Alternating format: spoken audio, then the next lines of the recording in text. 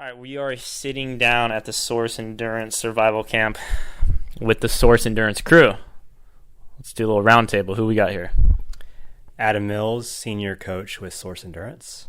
Zack Allison, senior coach with Source Endurance. All right, so let's just really jump into the meat of it. What is the point of the Source Endurance Survival Camp? How did it come about? Where are we at with this? Why are we doing this? So Michael claims 60% of the people finish, 40% of the people quit Belgian Waffle ride because it's too hard.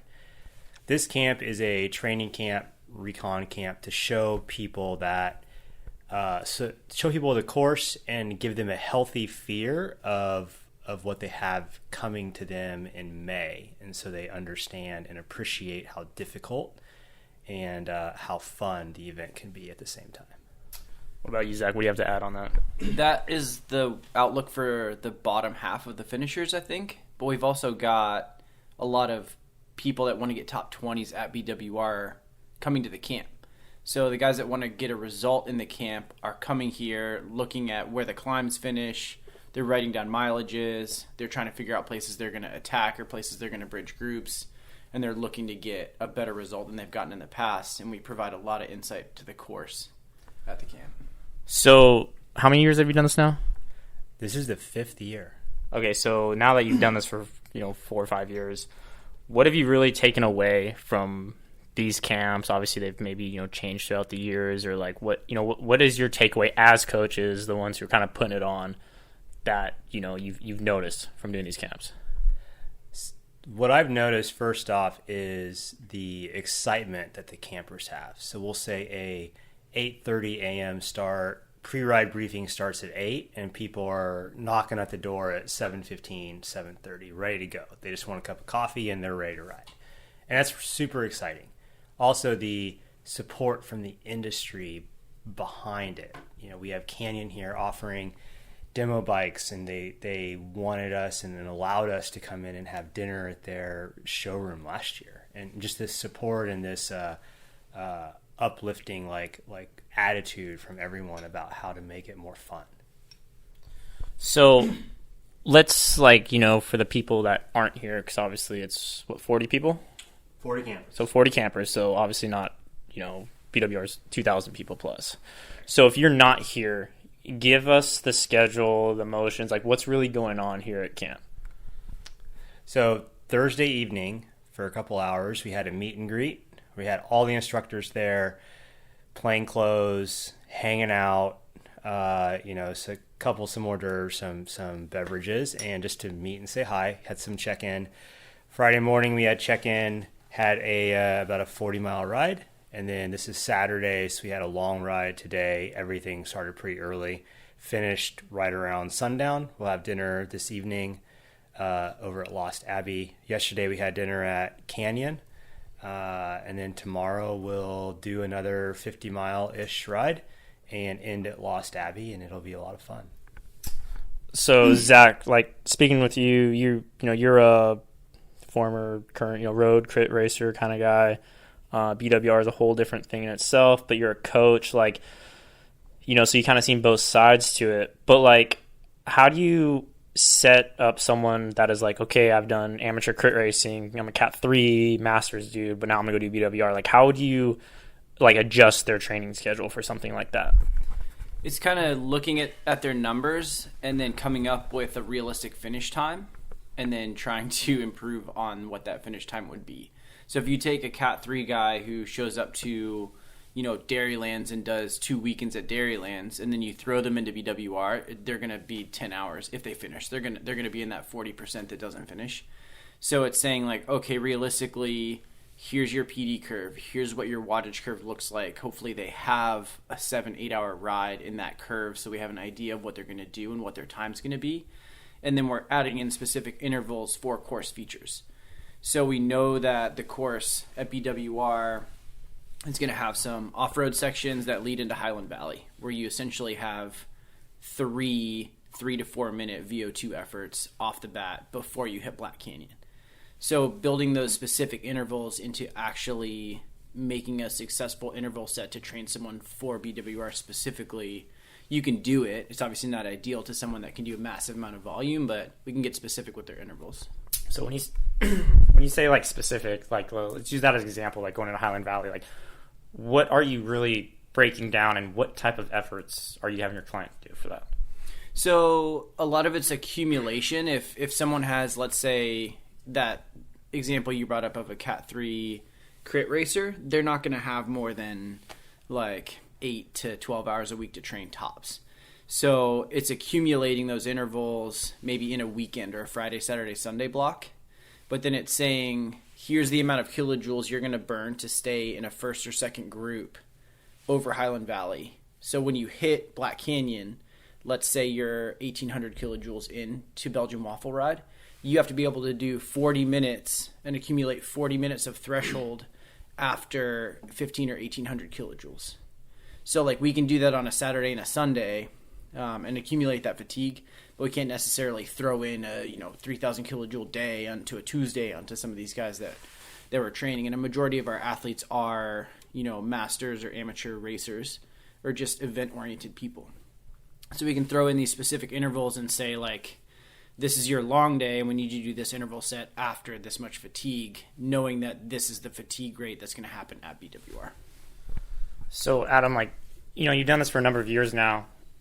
What, even, like, speaking on this year, what stands out in your mind when you go out the first 1 or 2 days with these campers and you just start kind of seeing them and talking with them? Like, what stands out to go, okay, we need to work on this with you, or I need to tell you about this? Like, what really, I don't want to say red flag, but like kind of like pops up like, oh, all right, let's work with this guy on this. I think probably the first and foremost thing is having them understand the scope and depth of the event. So a lot of athletes and a lot of these campers, their longest ride is 3 hours. Well, 3 hours doesn't even stick you at the halfway point of Belgian Waffle Ride. So understanding this is going to be a hard day. You can't go flat out in the first 90 minutes. Otherwise, the last 3 hours are going to be utter misery if you get to the last 3 hours. And judging by Michael's 40% number that he's stated, I keep quoting Michael because it's probably accurate anyway, but people don't make it that far. They just sit too long, and understanding like it's going to be a hard day, a long day. You can't burn the whole match book in the first 2 hours. You're going to be in trouble. Also, just fundamental techniques about cornering on loose surfaces and being comfortable, being uncomfortable, or being more comfortable in an uncomfortable situation than you normally would be. And really challenging the the campers to come out and do stuff they haven't done before, like follow the wheel tight because it's windy up in this valley, or make sure that you ride the smooth line over on the left. That looks a little scary, but it's actually okay when you hit gravel and dirt and rocks and stuff. And we managed to put together a pretty stellar group of instructors that are really good at that, and they have a lot of success themselves, and it's a lot of fun for everybody. So, like, going back to what you said earlier about, like, everyone gets a little too excited in the beginning, they go over their limit, and then obviously that catches up with them. Like, what are you, how do you break that down to someone and be like, hey, like, let's keep it under control, don't get so excited. Like, do you, like, tell them certain, like, is it knowing your numbers and not hitting a certain number, or is it just like backing down, or like how do you really like make sure they don't go too big too early to where they're going to pay for it? So we use a lot of or available data analytics with a lot of our clients in a situation like this, and a accumulated, say, threshold power or thereabouts of 60 minutes throughout a day is pretty big. And to give you an idea, like the Highland Valley climb is about 45 to 55 minutes long. So if you burn every match right there, you've done 1/4 of the climbing of the day and you're out of matches already. But if you back it down a little bit, like all of a sudden your exposure time to that output becomes, say, 3 hours. And then but you're going slower uphill, but you can go a little bit slower uphill for all the major climbs of the day, and your end result is you're going faster at the end of the day. And that's what everyone wants to do, is get done before the beer runs out, basically. I mean, that's the key part right there, really. Let's be smart here. Zach, so you don't live here. You don't live in Southern California. This isn't per se like a gravel event. It's very much a little bit of everything. It's, road, dirt, gravel, twisty, rocky. Like, it's a little bit of everything, but it is Southern California. So how do you guys, work with someone that doesn't live here and they're like in Connecticut or Texas and like, I'm going to do BWR, and you're like, all right, well, you need to know the terrain, like, because it's such a big deal here, and a lot of people maybe not have those skills. Like, how do you work with someone like that, or what do you tell them to like, do to like be ready for like what is there to offer? Because obviously what is out here. Firstly, we just tell them to come to camp. So, like, if you're in Texas and you do like these roads in Texas, like, definitely just come to camp. But so if camp's out of reach for you, you have something else going on that weekend. We have a lot of assets that are somewhat created from the camp, but it's also created from the fact that I've done BWR. So, like, I'm not from here, but I would say a lot of my clients are doing events that I've done, and I've done a lot of events from every U.S. criterium, like, name one, So, having done BWR is a massive asset. But then we were talking earlier on pacing, basically, is what you're looking at, and that we do presentations during camp. And so I have a presentation on pacing that's like, depending on what group you're in, you're going to need to pace it this way for Highland Valley to get to Black Canyon and not be blown, or pace things a certain way. So we've created a lot of assets. It's still coachable to have a person that's going to an event that I've never done, obviously. Like, if we're being good coaches, then we can research an event, research the specific intervals and things to do that event. I have a client in the last couple weeks that just did Tuscobia, which is like a 200-mile winter fat biking race, straight up gnarly race in like northern Minnesota. Like, I've never done that. I've never done anything like that. So we work with the client to get all the equipment dialed, get a practice in, have fundamentals on how you're going to go through the event and progress through the event, and then the athlete ends up having the best event that they've ever had. And those practices go across to every event, not just ones that we've done in the past. So what do you guys think about this? I don't know if you do it. I'm curious to get your thoughts on it, because I was thinking about it earlier. Like, when I used to race and I'd have my coach set up my plan, it was basically, here's your efforts, go do it, whether it's on a climb or on your TT bike or on like rolling terrain or on a flat. With all these new mixed surface events, obviously BWR, like, do you guys try to structure efforts on like dirt, or you're like, hey, go find this road that you can do this on? Because obviously when you ride a dirt road or a trail, if you ride it at a pace that's leisure, you're just cruising, but that's completely different from like going threshold on a trail. So, like, what are your guys' thoughts on that? Do you guys incorporate that, or like, what do you think about that? So it's a it's a little bit of a moving target. So, John, when you were racing professional, when you go to threshold, a guy like you will be at 28 miles an hour, 30 miles an hour. So that's really fast on a dirt road. So, but a lot of the clients, they don't go 30 miles an hour at threshold. So there's a speed aspect. I will give clients just an endurance ride for starters. It just says knobby tires on dirt. Go find something that's not asphalt or tarmac of some kind and just go ride it and have fun. And we'll start with that. And then we'll build in some more speed work on some loose surfaces that basically I'm challenging them to go fast on loose surfaces. Because in an event like Belgian Waffle Ride, if you can not grab your brakes on a downhill as much as other people around you, it's going to give you at least a lot of saved energy. At the most, you can take huge advantage of a descent, like a loose gravel descent, like going down Black Canyon. And, maybe you get to move a group up than you should be because you can go downhill fast. And that's a huge advantage, and that will pay off all day long. So that's what I do personally. Zach has other techniques that he uses, and every coach is a little bit different, but that's what I use. All right, well, in that case, Zach, same question. Like, how do you feel about, or not feel, but like, what would you suggest on something like that? I like to look at the athlete in particular and then judge what they're good or bad at, and then apply more or less of it. So basically strengths and weaknesses. So me personally, like, I'm a bike driver and I'm punchy. So using myself as an example, I'm not going to give myself drills or skill clinics or do a bunch of stuff on what I'm strong at, which is driving the bike on dirt and doing a bunch of punchy or VO2 intervals. I'm going to do weakness work and give myself threshold intervals and a bunch of climbing on dirt. If I have dirt events as my goal, then I'm going to do a lot of that on dirt. I think if you're training for an event, training with power is obviously ideal, so you can put a power meter on your gravel bike and do most of your training on gravel. So if you're just creating that specificity athlete to athlete, if you have an athlete that's really strong at climbing and really strong at putting themselves in the hurt locker, then in general, on a sliding scale, they're probably going to be worse at bike driving and worse at handling on gravel. So then that athlete that's already really good at like high aerobic or threshold work, I'm going to give them specific skills to work on dirt to get better.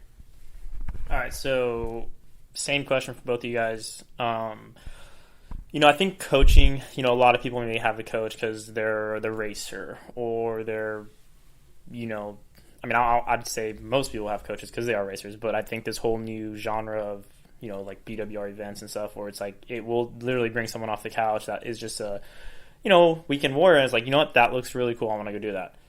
So to that person, maybe they don't think about having a coach. But, like, to that person that's just like, this looks cool. I followed for a couple of years. I just do my group ride. Like, what are the benefits to having, like, a coach? And, like, what is it that, like, maybe if someone never even thought about having a coach and they're like, I'm going to do BWR this year. I signed up. Awesome. Or I won I got into this big event. Like, getting a coach, like, what is that going to help supply them for the event? So that's an interesting question. We have another coach with us that wrote his master's thesis actually on success of a coached athlete in cyclocross, and the coached athletes in cyclocross had a significantly better outcome in their events than uncoached. There are a number of reasons for that, which I won't really bore anyone with, but from a coaching aspect, I would say the biggest advantage is that you have, obviously, accountability is the number one thing.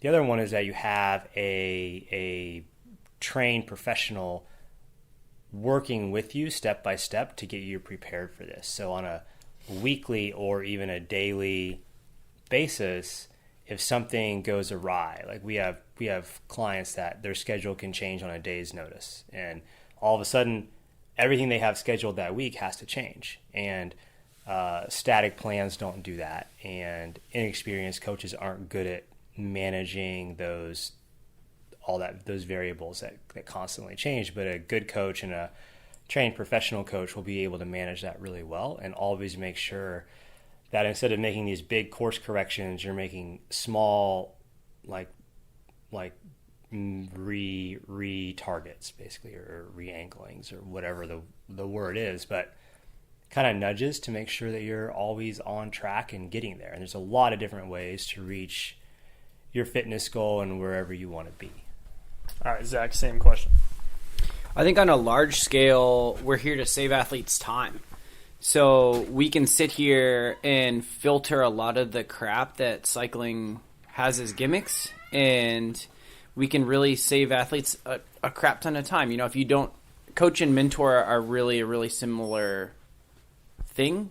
So if we're coaching someone and we get a lot of questions on everything from tires to saddles, every saddle marketing ever says that they have the best saddle and it's going to make your whole butt feel amazing for 10 hours on a bike. And it's like, there's so many things to sift through, from training to nutrition to efforts to what you should do, how you should train, what fundamentals you should take on. Should you go try ketosis? Should you do all this stuff? So like, there's a lot of stuff to take in. And if you don't have a coach or mentor, you're going to waste your time trying to sift through a bunch of crap that a coach can really, get you to the end game of being the best athlete you can be a lot quicker. All right, so before wrapping this up, let's kind of give that from each of you, that best BWR tip to that person that signed up for BWR this year. They don't know what they're getting themselves into. They don't live down here. They don't know the terrain. They don't know. They just see the stokedness of it, and they're just so excited, but like they don't know what they're getting themselves into. So what kind of tips can you guys give them to help them get a little ahead of the curve? First, I would say talk to people that have done it. Find out what they did great, what they would do differently for next time, and understand where your weaknesses are and train to those and train to them a lot, because Belgian Waffle Ride is an event that no matter what your weakness is, that event will find it and it will turn the screws on that weakness. Also, shameless plug, come to the camp and see it all for yourself. And then my last thing is, the event is everything that you see on the movies and the videos and the social media is 100% accurate. It is as cool and as exciting as it looks. All right, Zach, same thing. My tips are write down the tops of the climbs at mileages on the course so that you know where the climb ends. If you're cracking, you might be cracking and you might only have 200 meters left on the climb and you don't even know. And eat a lot. All right. Well, much appreciated, boys. That was a little check-in chat with the Source Endurance crew. So, yeah, we'll see you guys back here in May.